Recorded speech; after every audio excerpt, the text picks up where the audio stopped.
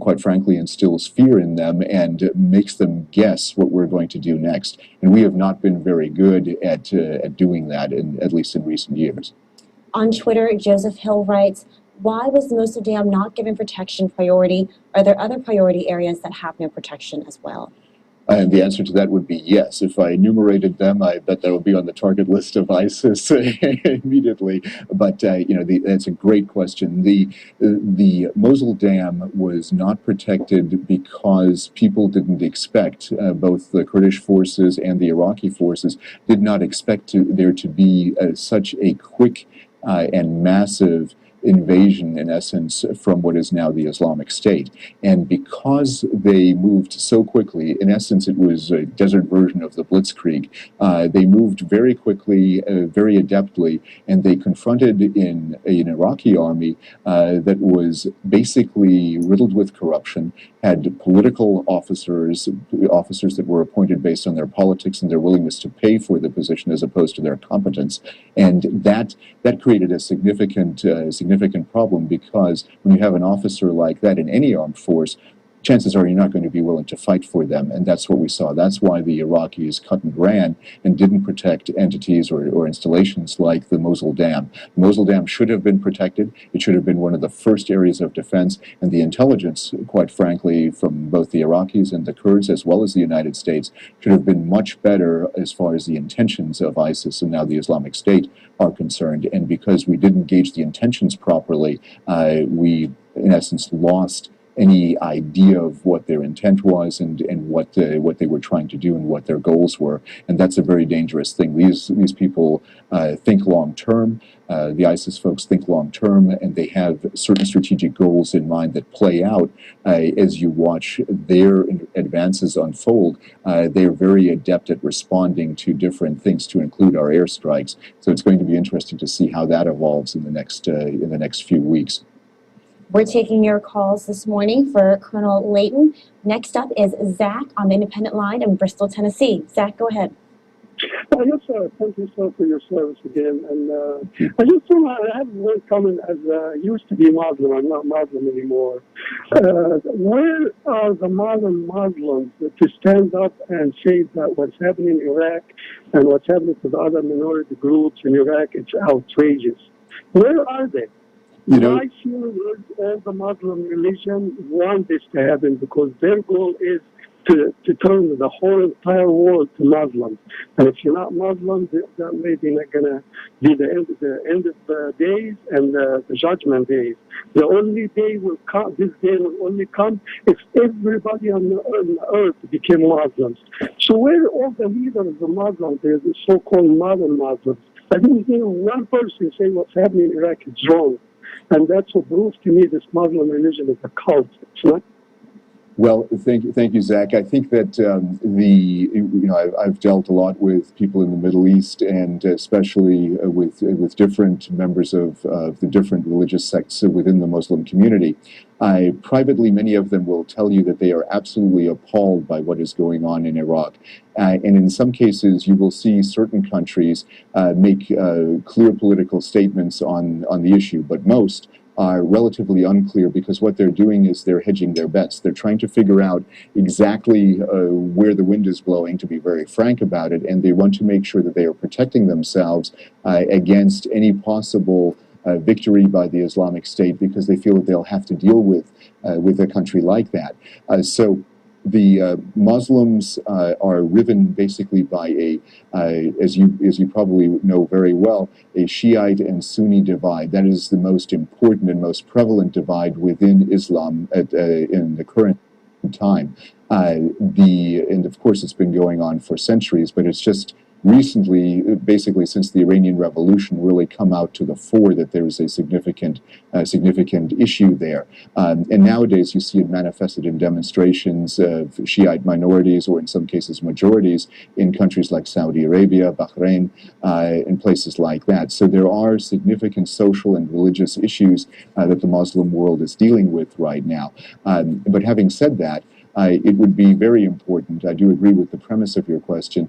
It would be very important that the Muslim leaders, especially of the moderate states, such as the United Arab Emirates, Qatar, is considered not as moderate by some, but still they're very open to many Western ideas. It would be very important for them to make unequivocal statements. And in some cases, they do a lot of that work behind closed doors, and a lot of what you see in the public is very different from what happens in diplomatic and military discussions that are held in private. And in many cases, the Islamic countries believe that they can accomplish more if they're doing work in the private sphere as opposed to the public sphere. But it depends on their specific goals, and it varies by situation. Next up is Robert. He is from Fremont, Ohio, on the Democratic line. Robert, good morning. Yes, Colonel, it's really interesting, your talk, and I really appreciate your insights. I do have a comment, and I'd like to just your feelings about this. Every time I hear about this, I remember the pre-invasion days when CIA analysts, they predicted this sectarian divide. Did you remember they predicted the Sunni Shiite Kurds fighting afterwards, the aftermath, and the invasion would most likely be a success, but the aftermath would be devastating, basically, all because of the cherry picking by Dick Cheney, his 28 unprecedented visits to the CIA building. Everything from the weapons of mass destruction to the yellow cake uranium and the eventual outing of Valerie Plame, everything else, because their husband didn't find it. I'm just wondering what obviously because you're an intelligence officer, you were, and you know the value of intelligence for policymakers and them to listen to it.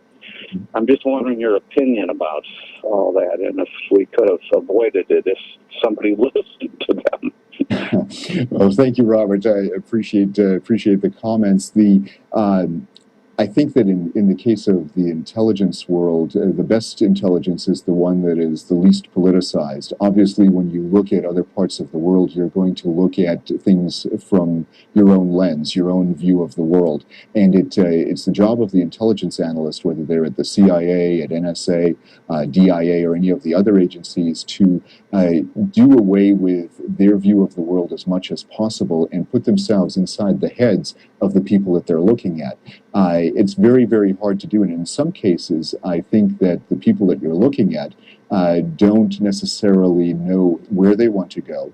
They don't know what their main intentions are until they kind of develop them ad hoc. And those are the most difficult targets to deal with in a case like this. When it comes to the whole weapons of mass destruction piece and Iraq, there were many people that believed at the time that the Iraqis had to have something and that they were hiding something. And the reason for that is because of the behaviors that the Iraqi regime was engaged in. That's one of the reasons. And there was also, there were some indications in the intelligence that we had at the time that they were actually moving real weapons around, or at least real stockpiles of chemical munitions and things like that, and that they also had means of employing those chemical weapons.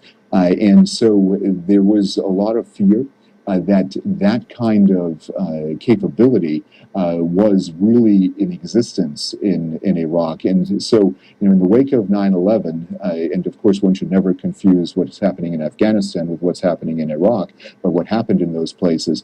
But in the wake of 9/11, there was, as you remember, a very heightened level of fear in the country. And I think policymakers and intelligence analysts, quite frankly, responded to that and looked at worst case scenarios everywhere.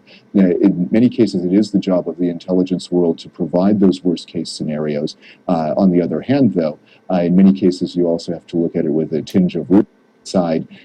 First of all, are they capable? There's the enemy that you're looking at, or the adversary that you're looking at, capable of doing the things that you think they can do.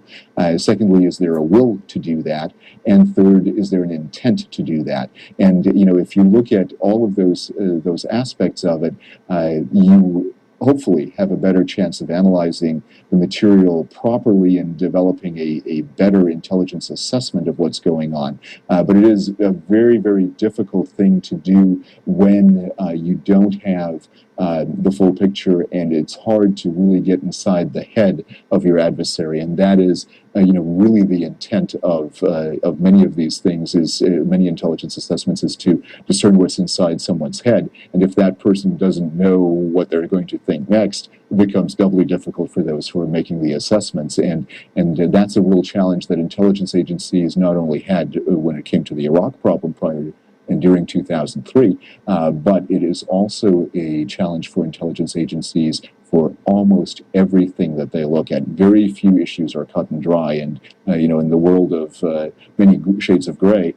there are a lot of debates about what the proper assessments are for particular target areas, and it becomes very, very difficult. We'll turn now to Rick in Jacksonville, Florida, on the independent line. Rick, are you there? Good morning. Good morning, Rick. Yes, sir. Thank you for your service, sir. Thank you. Yes, sir. I'm trying to get my head wrapped around this thing here. I was wondering, what is, our mission about? Is it about democratizing them people? Because, they got a different religion. Mm-hmm. Is it about, like, us, they raw materials? Because I don't understand. It seems that we can't identify what factions want us over there. You see what I'm saying? Oh, absolutely. Absolutely.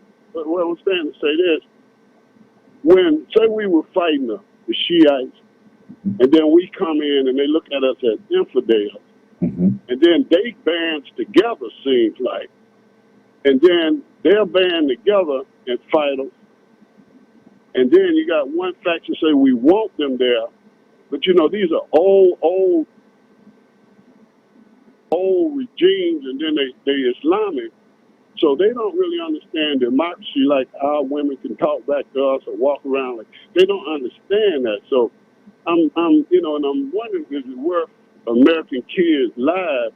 Because now I just heard you say, and I think I heard you say, we might have to negotiate with the Iranians, who was our arch enemy during the Carter and still now. You see what I'm saying? So it's like we go over there and we give them a whole lot of money, but we just don't know who exactly is we fighting. That's what conflicts the American mind is. It don't seem like none of them want us there unless it's for a brief time to get stuff, and then they start back with all their killing and stuff. Yes, Rick, there are some really valid points that you're making, because the Middle East is by its very nature complicated, and I think anytime there's a human endeavor, humans tend to complicate things just because that's human nature. But when you're on the outside looking in and you see, the Shiites doing one thing, the Sunnis doing another, and then you look a little bit closer, and then you see there are different factions within the Shiite minority or majority, depending on the country, and then there are different factions within the Sunnis. For example, in Iraq, you have the Islamic State, which is a Sunni entity. On the other hand, you have another series of Sunni entities in Anbar province, which, generally speaking, are opposed to, or at least were opposed to, what the Islamic State was all about. They're relatively moderate. They supported U.S. forces during the so-called Anbar Awakening and the troop surge that we had in Iraq in 2007, 2008 timeframe. So there are a lot of different factions there, and you can never paint everybody with the same brush. So what is it? What is the reason that we're over there? We are there, first of all, because every time that something like this happens, there is a risk of instability for the rest of the world. And you pointed out I think it was the second reason that you had as a possible reason for getting involved, and that was the oil piece. and the resources. That is a significant factor because the Middle Eastern region is, of course, as you well know, a huge producer of oil, and Iraq has a potential to be one of the largest producers of oil in the world, and they've ramped that oil production up in recent years. Now, with this unrest, of course, there's going to be a lessening of their ability to produce oil, and countries like Saudi Arabia, the United Arab Emirates, and others are going to have to take up the slack in that production. In addition to oil, there's a lot of natural gas in the region, and countries like Qatar, for example, and Iran have a lot of natural gas in addition to their oil reserves.